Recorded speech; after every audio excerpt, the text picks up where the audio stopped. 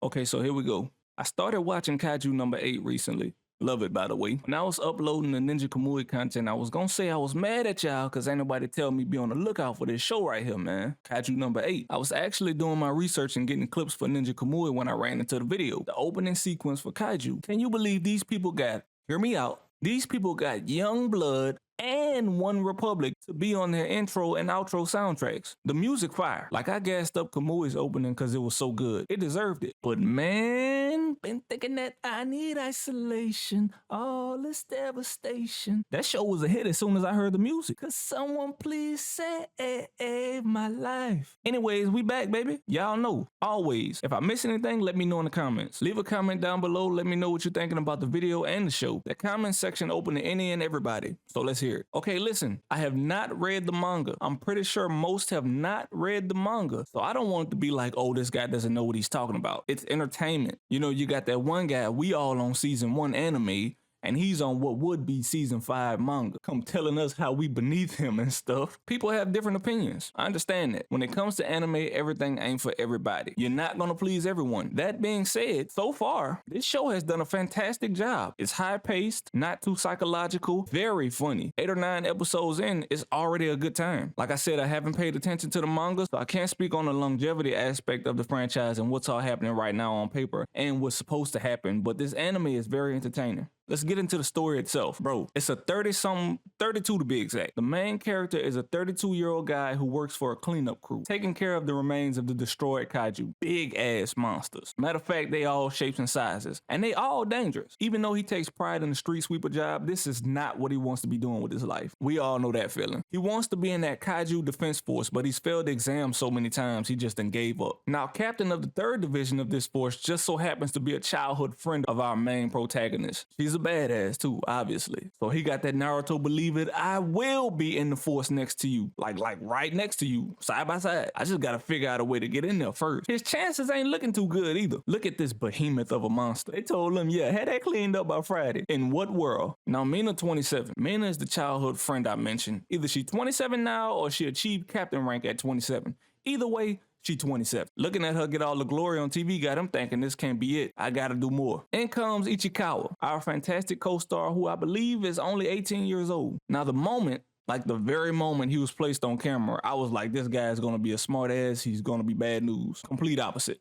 Complete opposite. He was the spark Kafka needed. He inspired Kafka to take the exam one more time. One day, Ichikawa was like, yeah, you know they raised the exam age up to 33 just in case you was trying to get back out there. You know, I ain't trying to be in your business or nothing like that. He knew exactly what time it was.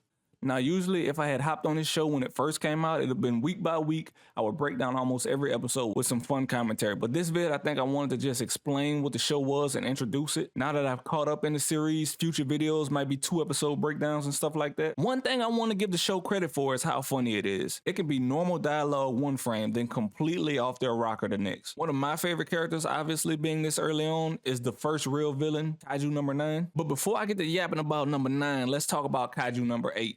Name of the show. So Kafka and Ichikawa had a run-in with the Yoju, one of the monsters. They miraculously escaped. They got saved by Mina and crew. They came out of nowhere. Ichikawa called it in, but they got there quick as hell. Tiger pounced on them. Motherfucker got a whole tiger. I ain't mentioned that yet. That's weird. But while at the hospital, they having conversation one night, and this kaiju appears out of nowhere in front of Kafka and went right down the hatch. Wasn't pleasant. But after that happened, this introduced him to his newfound kaiju abilities. I don't know why he was chosen. Hell, could have been anybody. The kaiju said, found you. Like he was looking for him. That boy was handpicked. Ichikawa pulled the curtain back. Sir, what's wrong? Kafka sitting in that mug in kaiju form posing like GQ magazine. What is it? Is it something on my face? Head ass. So that's how Kafka became the glorious, all-powerful kaiju number 8. What makes him different is his human-like form and his ability to transform in and out. Back to kaiju number 9, who also can shapeshift into humans or whatever he pleases, I guess. Can talk. You know, the whole get up. We don't know number 9's real name, but he's taking on the role of somebody in human form going as Takamichi. So fast forward, the squad is taking their field exams. To save time, I'm not going to get into too many details about the characters, but I'll introduce the recruits. This team is off the charts. Best class ever, damn near. Hikaru reminds me of Tengoku Daimakyo. The name, that is. But she's top of the top. Can do no wrong. The dog of the group. I mean, they all got their bright spots, but she's leagues ahead of the rest. Hence why I'm getting into detail all about her like I said I wouldn't. Iharu, introduced as a prodigy, Aoi, ex-military, Haruichi, secret billionaire. And of course our two guys, Kafka and Ichikawa. And Ichikawa, turns out, he progresses at a seriously high level, so look out. Kafka, not so much. Back to the exam. Kaiju number 9 has found his way into their testing battleground and he got one thing on his mind. Havoc. They thinking they done got rid of everything, finished with the test. No. Number 9 done supercharged them things from the dead. Arise, my minions. 9 come out the smoke and pop Kikuru ass. Direct hit. She coughing up blood, struggling to get up. She like, who are you? He ain't worried about none of that. How are you moving? What kind of skin is that? He like, I know I just killed this girl. She somehow got up and raised that gun. Sit your ass back down. Shot her about 4 more times. Make sure she couldn't move. This is all funny to me. Maybe it's just like a regular moment to some people, but my personality wouldn't allow me to sit quiet in this moment. She done gave her hero speech talking about, I gotta do it. It's gotta be me. Nobody would die when I'm on the battlefield. I can still move. Cuz slapped her ass in the next week. Boy, I was laughing for a good little minute like, oh, these.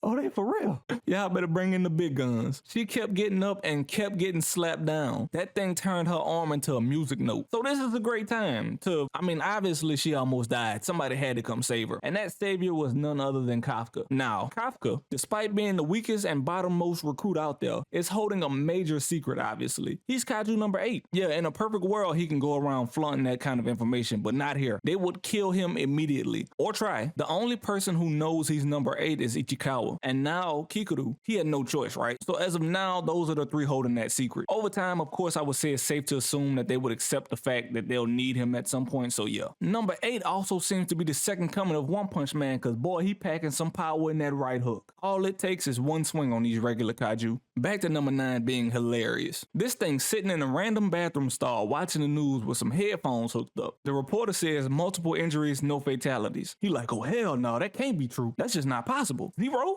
I ain't get 1? That's bullshit. Then the reporter says they're still on the hunt for number 8, and at this point, 9 just don't know what the going on. Hey, what is that? That thing is funny without trying. Again, how the do you get Youngblood and One Republic on your soundtrack for an anime? An anime that deserved another mention in this video. I'm watching them go on their first real mission, and man, I'm watching this and I said, damn, now that's a team. They ain't hating on each other. It's friendly competition. They all striving to be better. They give credit where it's due. Somebody finna die.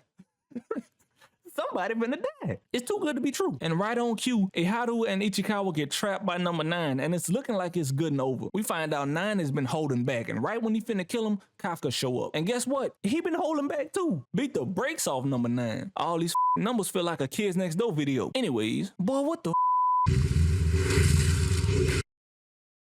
What just happened? I encourage you all to go watch the show for yourselves because I'm saying a lot, but I'm hardly saying anything at all, if that makes sense. Again, if I missed anything, let me know. I'm just trying to set the stage for what's happened so far and the premise of the show. So number 9 barely escapes death at the hands of Kafka because the defense force interfered, not knowing Kafka is number 8, so we really need to get that out the way. But 9 escapes. We finally see Hoshina in action. Haven't spoke on him yet, but Hoshina, cold, badass. He's the co-captain, vice captain, second in command, whatever you want to call him. He's right under Mina. So Kafka fights Hoshina, or Hoshina fights Kafka, because he's not finna fight that guy. Hoshina just don't know they're on the same side, which is ironic because after all that, Kafka finds Hoshina training at night, and Hoshina tells Kafka details about the encounter. Kafka getting jittery. Hoshina tells him, hey dude, chill out, we on the same side. Yeah, if only you knew. Hoshina has his suspicions though. I feel like he owns something already. Speaking of suspicions, Gaia the Swift Dragon Knight come flying through the sky. Who the hell is that? Like, I know Rondo number 9 wasn't the only bad guy out there, but I was beginning to wonder what other tough kaiju they had crawling around. And then they ain't crawling. They flying above your head in the night like an F-22 Raptor. A whole gang of them. Another question that arises from that is, are all kaiju bad? Because the one got into my boy Kafka and he ain't bad. So is How to Train Your Dragon neutral, or, you know? I feel like we're gonna wrap this video up right about here though. Yes, I know the latest episode just dropped and they probably answered that last question I just popped, but I'm gonna end it here. I've been dragging the production of this video out for too long. It probably should have been out like 2 weeks ago, but procrastination, you know. I hope you guys enjoyed it. I'm back, baby. Make sure you guys check out Kaiju number 8. Seriously, it's a banger. I'm gonna be dropping updates, probably hitting y'all with that Go-Go Loser Ranger next. I may or may not have spoiled the reveal of Swift Gaia the Dragon Knight identity to myself while doing research for this video, so I'm kind of bummed about that. But thanks for watching. Subscribe if you're new. Leave a cool comment. I'm gonna catch y'all in the next one. Holla.